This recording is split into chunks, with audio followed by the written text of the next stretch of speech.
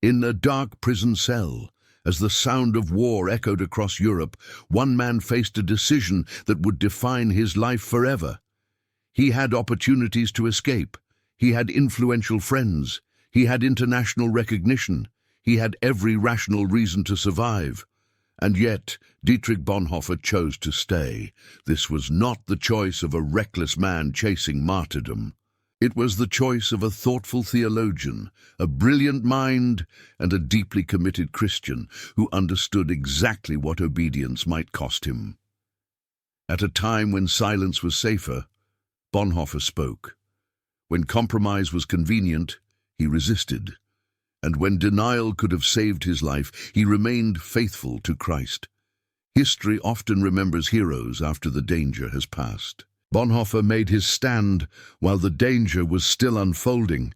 He did not know how the story would end.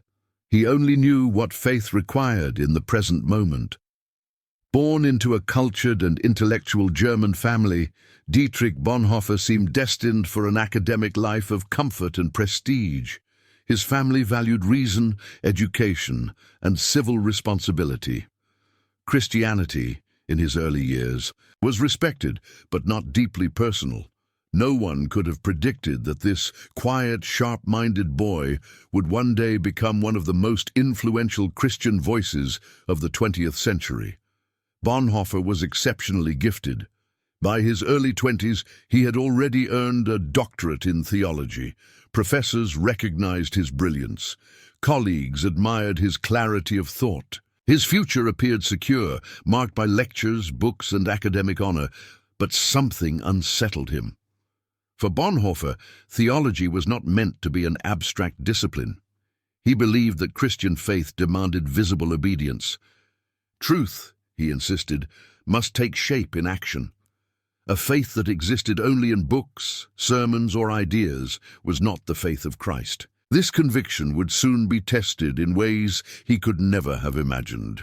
In the early 1930s, Germany was changing rapidly. Economic collapse, political instability, and wounded national pride created fertile ground for dangerous ideas.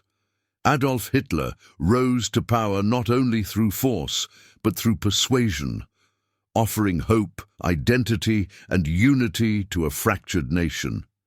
Many Christians welcomed him. Churches filled with nationalistic language, crosses stood beside swastikas. Loyalty to the state slowly replaced loyalty to Christ. Pastors adjusted their sermons. Silence became common. Resistance became rare. Bonhoeffer watched this transformation with growing alarm. He recognized something many others refused to see. When the church aligns itself with power instead of truth, it ceases to be the church. When Christ is reshaped to fit political ambition, faith loses its soul. At just 27 years old, Bonhoeffer delivered a radio address warning against the dangers of a leader who turns himself into an idol.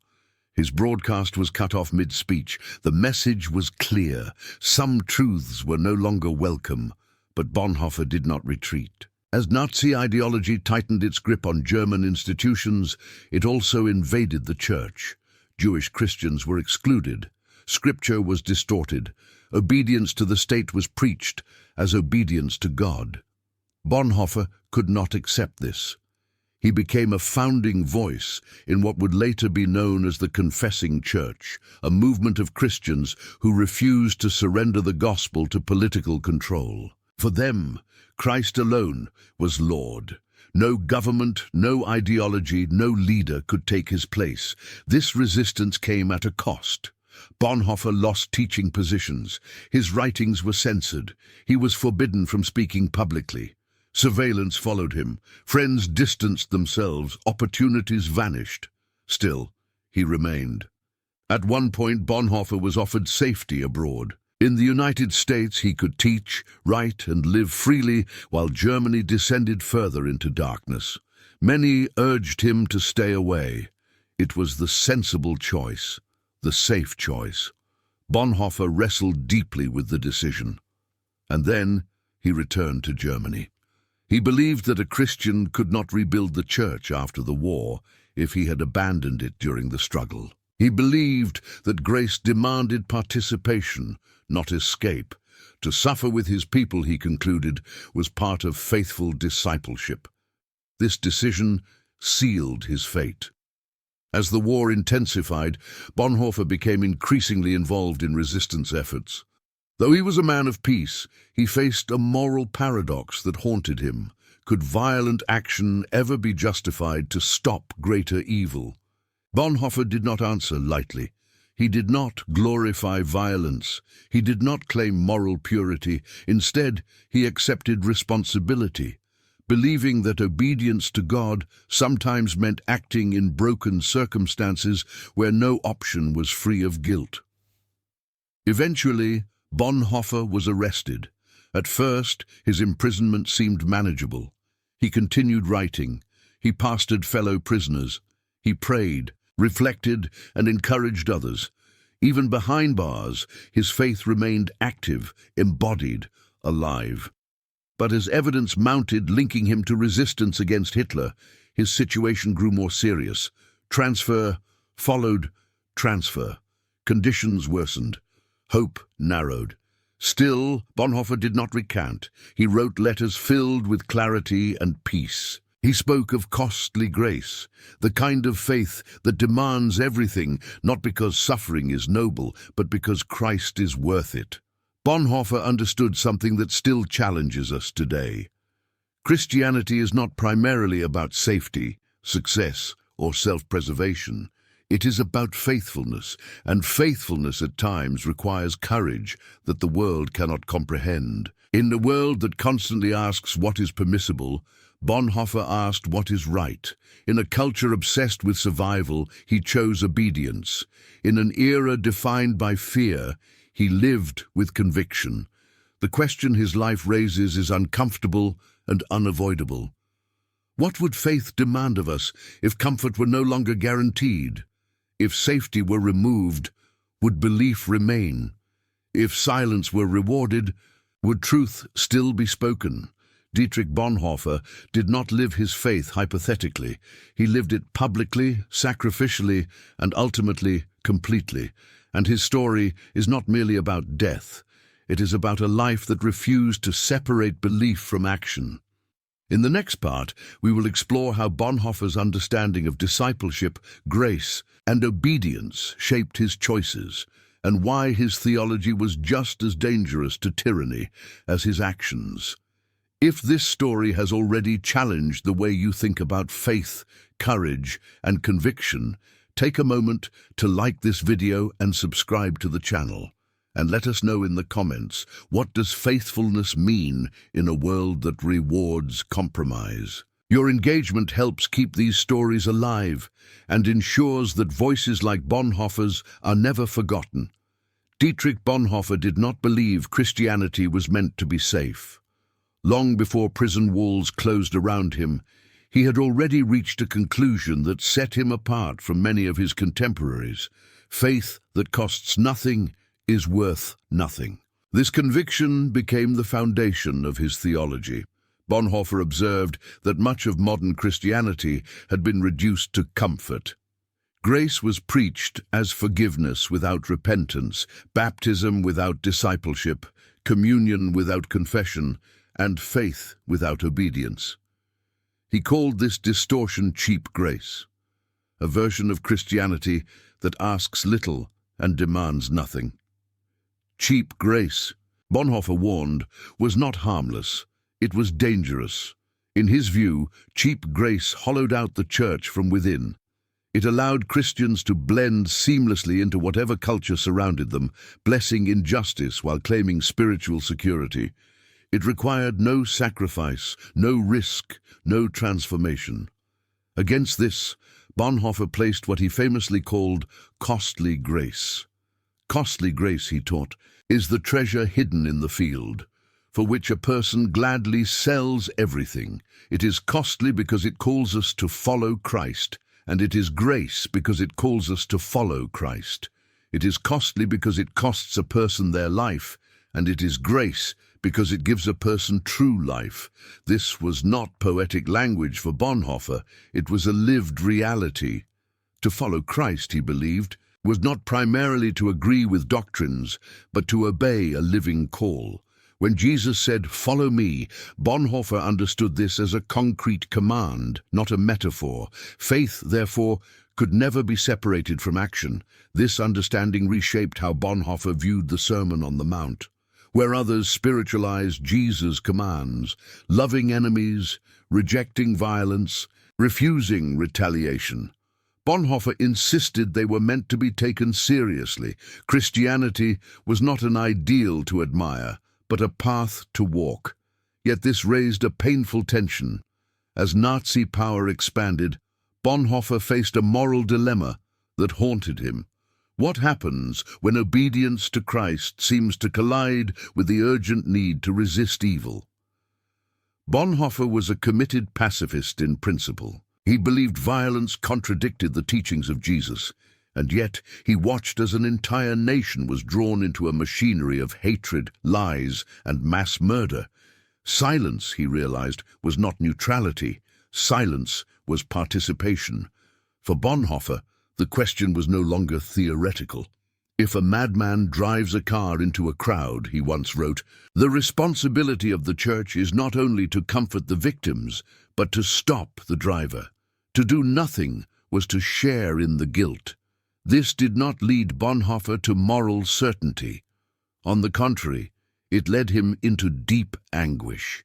He did not claim that resistance was pure or righteous. He believed that acting against evil might involve guilt, but that refusing to act could be even worse. This was costly grace in its most painful form. Bonhoeffer accepted that obedience might mean stepping into moral ambiguity, trusting not in personal righteousness, but in God's mercy. He did not justify himself. He placed himself willingly under judgment. As a result, Bonhoeffer became increasingly involved in resistance networks connected to German military intelligence. Officially, he worked as a courier and liaison.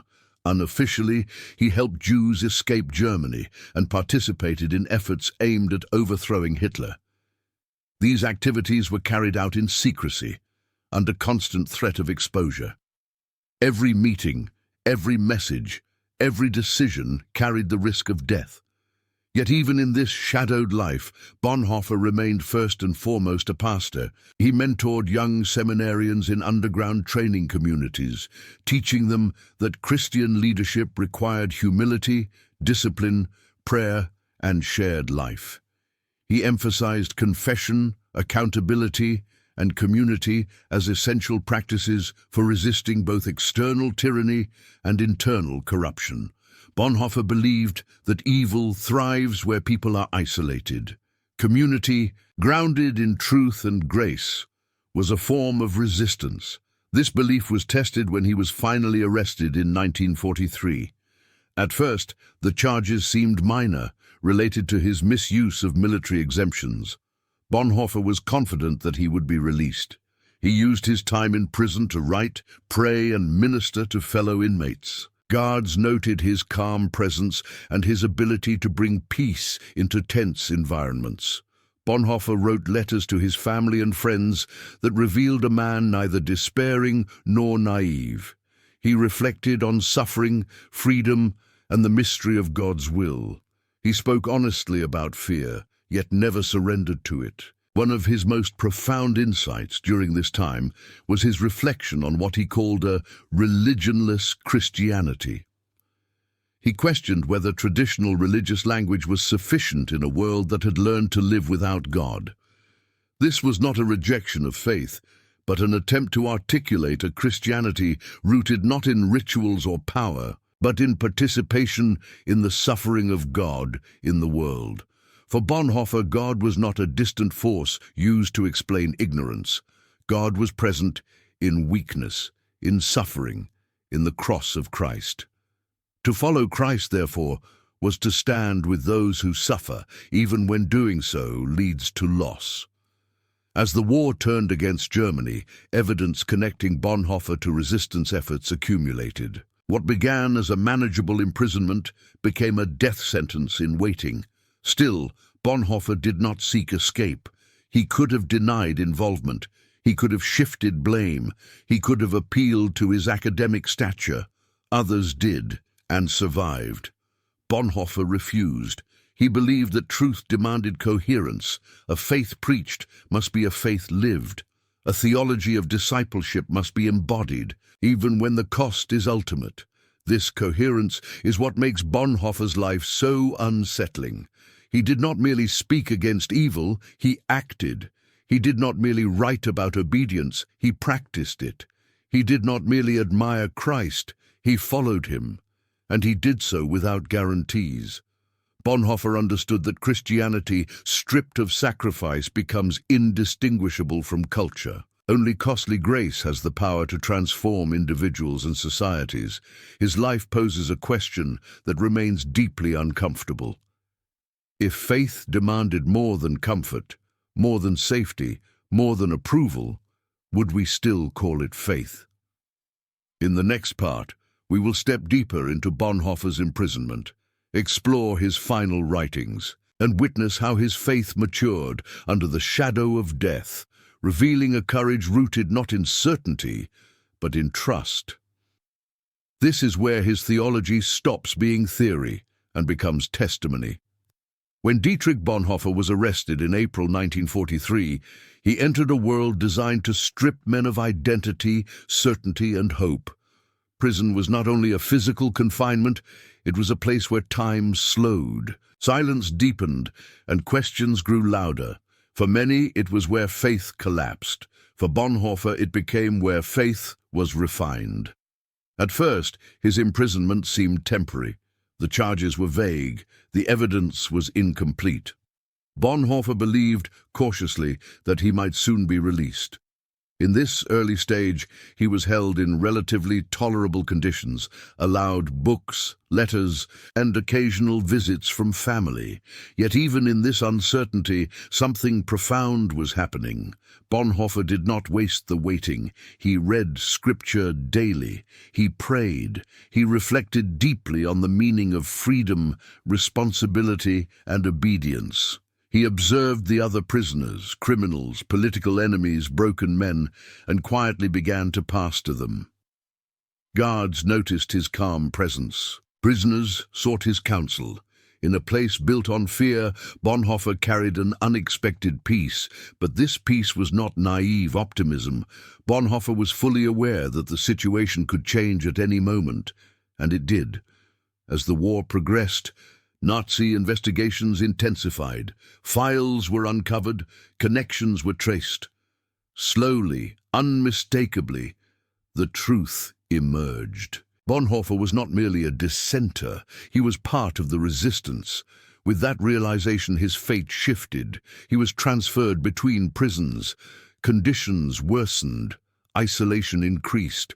Privileges disappeared. The hope of release faded into something far more fragile. And yet, it is in this period, when freedom narrowed and death became more likely, that Bonhoeffer's faith reached its deepest expression. In prison, Bonhoeffer began writing letters that would later change Christian thought worldwide. These were not polished theological treatises.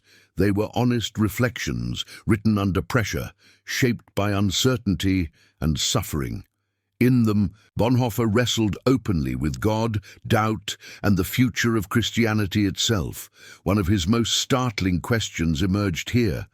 What does it mean to follow Christ in a world that no longer believes it needs God? Bonhoeffer observed that modern society had learned to function without reference to God. Science explained nature. Politics claimed authority. Institutions replaced dependence with control.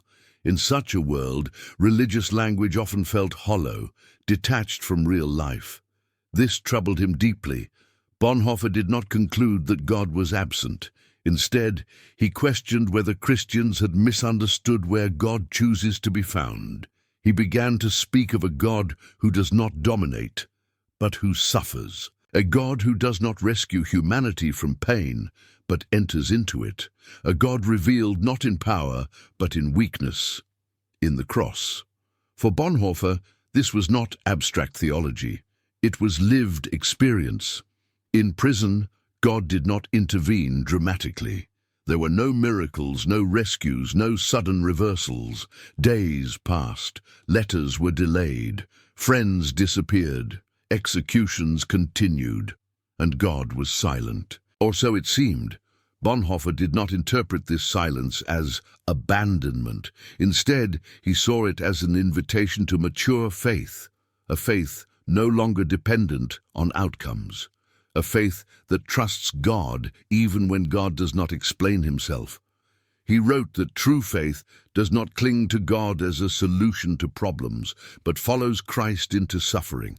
God, he believed, allows himself to be pushed out of the world and onto the cross, and it is precisely there where God appears weakest that he is most present. This understanding transformed how Bonhoeffer viewed suffering. Suffering was not proof of God's absence, it was participation in Christ. Bonhoeffer began to see his imprisonment not as wasted time, but as costly discipleship fully realized. He believed that Christians are called not to escape suffering, but to stand where Christ stands, in solidarity with the oppressed, the forgotten, and the condemned. This conviction gave him strength. Even as his personal future grew darker, Bonhoeffer's concern shifted outward. He worried about the church after the war. He feared that Christianity, having compromised itself with power and nationalism, would lose credibility entirely. What kind of church, he asked, could speak meaningfully to a broken world? His answer was unsettling. Not a powerful church, not a politically dominant church, not a church obsessed with influence, but a humble church, willing to serve, to suffer, and to exist for others. Bonhoeffer believed the future of Christianity depended not on control, but on witness, not on certainty, but on faithfulness, not on survival, but on truth. Meanwhile, his own situation deteriorated further. After the failed assassination attempt on Hitler in July 1944, the Nazi regime launched a brutal purge of resistance members. Bonhoeffer's name surfaced again, now connected to undeniable evidence. Any remaining hope of leniency vanished. He was moved to harsher prisons, eventually transferred to concentration camps. Conditions became severe, food was scarce, violence was routine, death was constant. Yet even there, Bonhoeffer remained a pastor. Survivors later recalled how he prayed with fellow prisoners, shared scraps of bread, and offered words of comfort before executions. He listened more than he spoke. He never dramatized his own situation. He never demanded attention. One fellow prisoner later wrote that Bonhoeffer seemed entirely at peace, remarkably focused, kind, and grounded. His faith was not loud, it was steady. Bonhoeffer understood that the value of a life is not measured by its length, but by its faithfulness. In his final months, he became increasingly aware that he would not survive the war. He did not rage against this reality. He accepted it soberly, without despair. His letters reveal sadness, but not fear. He believed that God was still at work, even through apparent defeat. This belief did not erase pain. It gave it meaning. Bonhoeffer's faith at this stage was stripped of illusion. There was no promise of rescue, no guarantee of justice in this life. Only trust. Trust that obedience matters, even when it appears futile. Trust that truth is never wasted, even when silenced. Trust that God's kingdom is not defeated by death. This trust was not born of optimism. It was forged in loss. Bonhoeffer once wrote that when Christ calls a person, he bids them come and die. In prison, those words ceased to be metaphor. They became literal, and still Bonhoeffer followed. His life in prison reveals a faith that does not depend on answers, outcomes, or rewards. It is a faith willing to stand in darkness without demanding light. That kind of faith is rare and unsettling, because it confronts us with a question we would rather avoid. If faith offered no protection, no success, no visible victory, would it still be worth living?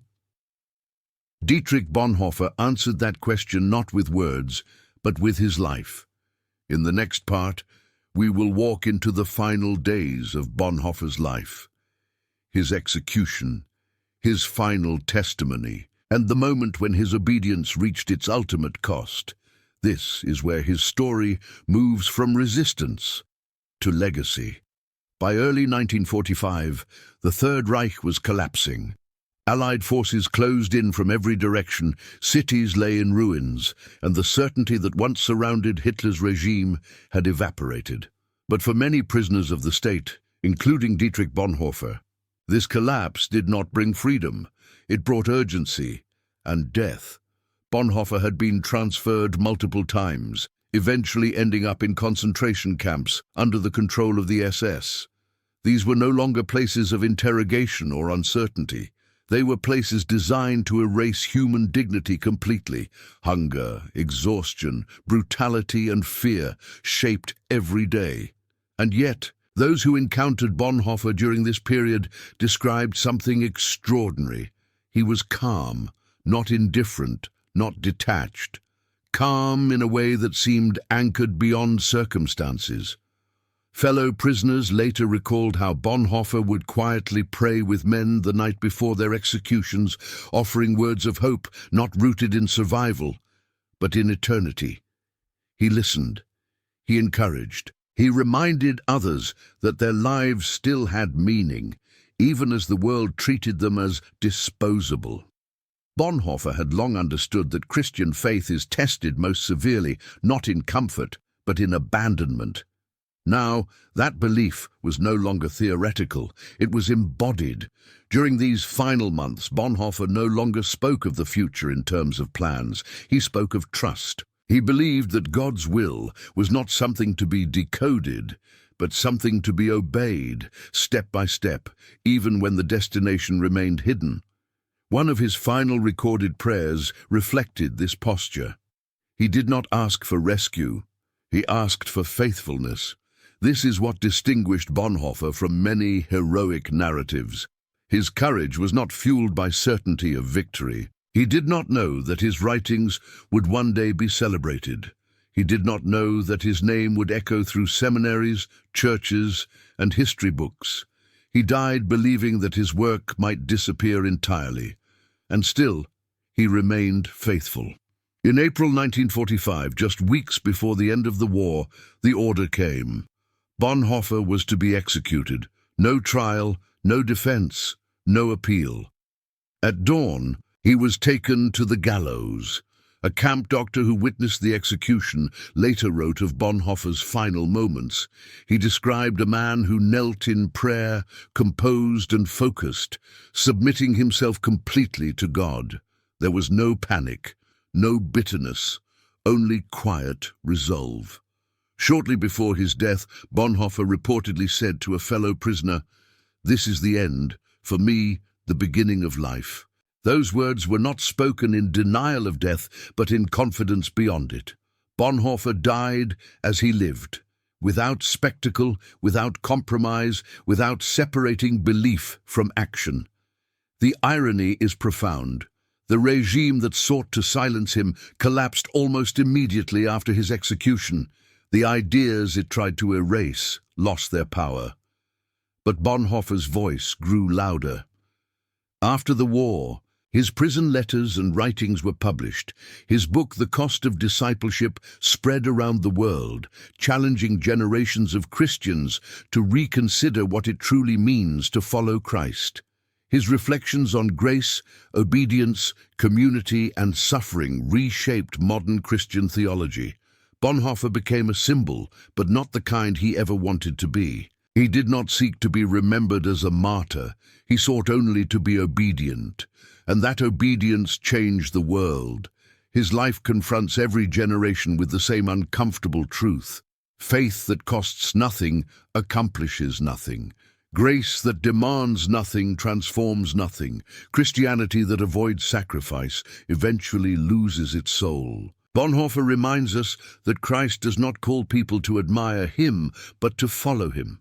And following him may lead into places of loss, risk, and suffering. but it also leads into truth.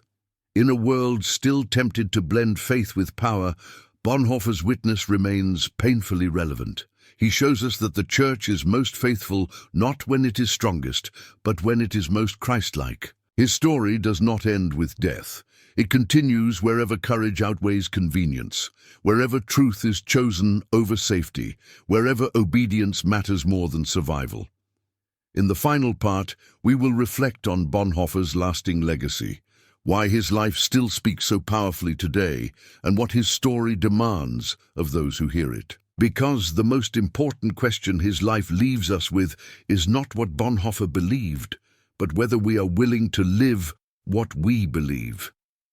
Dietrich Bonhoeffer did not live to see the impact of his life. He did not witness the fall of the regime he opposed, the end of the war, or the publication of the writings that would later carry his voice across the world. In the moment of his death, his faith produced no visible victory, only silence, and yet history tells a different story. In the years following World War II, as Europe attempted to understand how such evil had been allowed to rise, Bonhoeffer's life emerged as a moral contrast. While many institutions scrambled to justify their silence or compromise, his example stood apart, clear, uncompromised, and deeply unsettling. Bonhoeffer had refused to divide belief from action. This is why his legacy has endured. His writings revealed that Christianity is not primarily about defending religious systems, preserving influence, or maintaining comfort. It is about following Christ, especially when doing so carries real cost. Bonhoeffer's faith was not shaped by outcomes, but by obedience, and that distinction matters. Bonhoeffer challenged the Church to ask not whether something is permitted, popular, or profitable, but whether it is faithful. He believed that truth does not bend to circumstances, and that the Church loses its soul the moment it trades obedience for safety. This conviction has echoed through generations. Bonhoeffer's concept of costly grace continues to confront modern Christianity. It exposes how easily faith can be reduced to slogans, identity, or personal comfort. It reminds us that grace is not merely something we receive, it is something that reshapes how we live. For Bonhoeffer, grace demanded response. His life also reshaped how many Christians understand courage. Courage in Bonhoeffer's story is not loud or dramatic. It is quiet consistency. It is choosing truth when compromise is easier. It is remaining faithful when no one is watching, and when doing so may lead to loss. Bonhoeffer did not believe himself to be heroic. He believed himself to be responsible. Responsibility for him meant acting when action was required, even if the result could not be controlled. He understood that moral clarity does not guarantee moral safety. Faithfulness may lead not to success, but to suffering, and still he believed it was worth it. One of the most striking aspects of Bonhoeffer's legacy is how relevant it remains. His questions feel uncomfortably modern. What happens when the Church becomes too close to power? When national identity replaces Christian identity?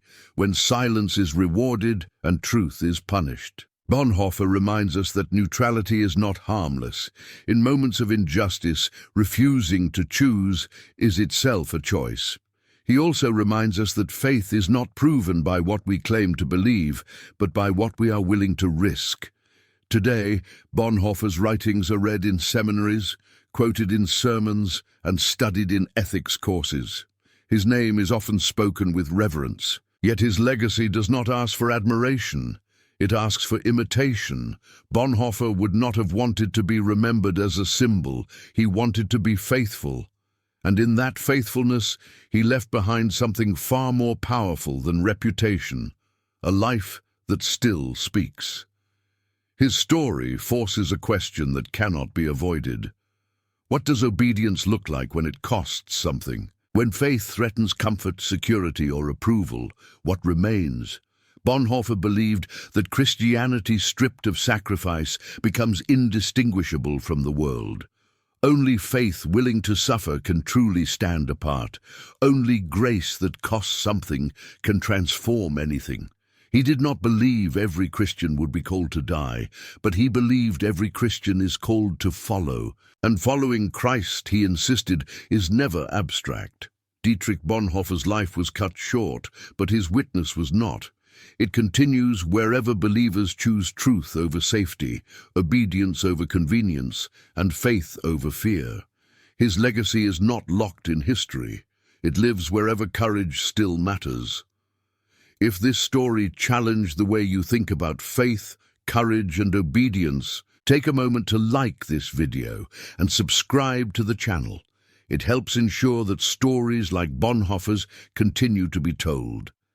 And tell us in the comments, which Christian figure from history should we explore next?